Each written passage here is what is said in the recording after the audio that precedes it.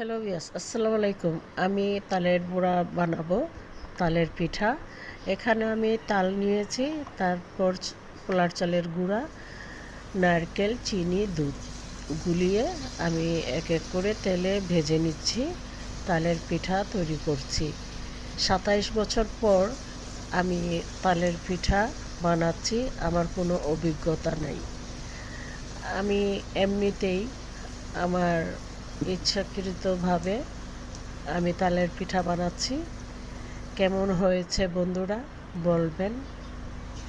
খুবই মজার একটা তৈরি করে ফেললাম তালের পিঠা। ভাদ্র মাস তো শেষ হতে চলল, তাই শেষ হওয়ার আগেই আমি শেষ পিঠা তৈরি করছি, তালের পিঠা। তো আমি কখনো বানাইনি এই পিঠাটা। যখন বানিয়ে উঠালাম, কী যে ভালো লাগতেছে, কী যে অসাধারণ লাগলো। আমার জীবনে আমি ফার্স্ট এই তালের পিঠা বানিয়েছি। সব সময় তো আমার শাশুড়ি বানায়, কিন্তু আমি এই প্রথম বানিয়ে ফেললাম তালের পিঠা। কেমন হয়েছে বন্ধুরা কমেন্টস করবেন, বলবেন। আলহামদুলিল্লাহ, মাশাআল্লাহ।